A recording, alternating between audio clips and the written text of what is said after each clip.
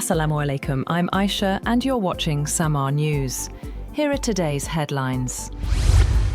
President Donald Trump has dismissed concerns over America's weapons stockpiles, saying the US has used only peanuts of its arsenal in the war with Iran. Talking to a news channel, Trump said the US still has a lot of mid-level weapons as concerns grow over depleted stocks of some missile systems. He advised Iran to raise the white flag of surrender, while insisting that Washington was in no hurry for a deal. Trump also threatened to bomb Oman if it gets in the way of efforts to control the Strait of Hormuz. Separately, Trump said in a social media post that preventing Iran from obtaining a nuclear weapon remains his number one goal, as diplomatic efforts to end the Middle East conflict show little progress.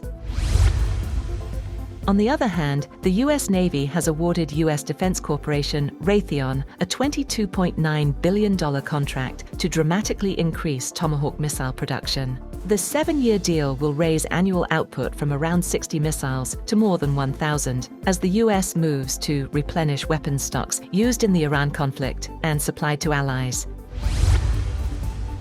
The Trump administration has reportedly maintained secret contacts with Iran's Revolutionary Guards during US-Iran negotiations, with a Kurdish leader helping establish communication between the two sides. According to reports in US media, Washington was concerned that Iran's negotiating delegation did not have full authority to make or implement decisions, prompting efforts to establish a direct channel with senior Revolutionary Guards leadership.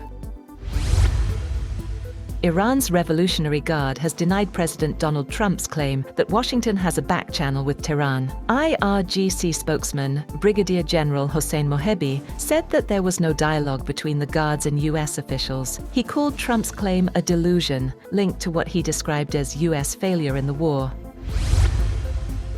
US President Donald Trump has welcomed the newly signed Makkah joint defense agreement between Pakistan, Saudi Arabia and Turkey, calling it a major step toward regional security and self-reliance. Trump said the pact reflects a growing unity in the Middle East and congratulated the leadership of all three countries for reaching the agreement. He described the pact as a big, bold and important first step. Prime Minister Shehbaz Sharif welcomed Trump's statement in support of the agreement, saying Pakistan, Saudi Arabia and Turkey will continue to play a constructive role in strengthening the defense and security of their countries and the wider region. US President Donald Trump has ordered the Pentagon to substantially reduce joint military exercises with South Korea, citing their cost and Seoul's refusal to join US efforts against Iran, while also stressing his positive relationship with North Korean leader Kim Jong-un. Seoul said it would maintain its defense coordination with Washington, while analysts suggested Trump's move could be aimed at reopening dialogue with Pyongyang amid broader tensions over defense costs, trade, and South Korea's economic policies toward US companies. Iran has said that there was no such thing as a 60-day deadline under its memorandum with the United States, despite the window expiring. Foreign Ministry spokesman Ismail Baghay said the 60 days were only a timeframe for talks on sanctions relief and the nuclear issue. He said that those talks never began because Washington violated the June agreement. Regarding efforts to reopen the Strait of Hormuz, Baghay said that talks with Oman were continuing, but progress was slow due to the complexity of the issues and attempts to undermine the process. He also said that diplomatic efforts were underway over 3 Iranian pilots accused by Qatar of violating its airspace. US President Trump's son-in-law and Middle East envoy Jared Kushner held a rare meeting with Hamas leaders in Egypt. The talks focused on turning the US-backed plan into concrete steps, including Hamas's disarmament, the transfer of governance in Gaza, and corresponding Israeli measures. The meeting was described by a source with direct knowledge as very productive. Following the meeting, Hamas said it reaffirmed its acceptance of the roadmap for the second phase of Trump's Gaza plan.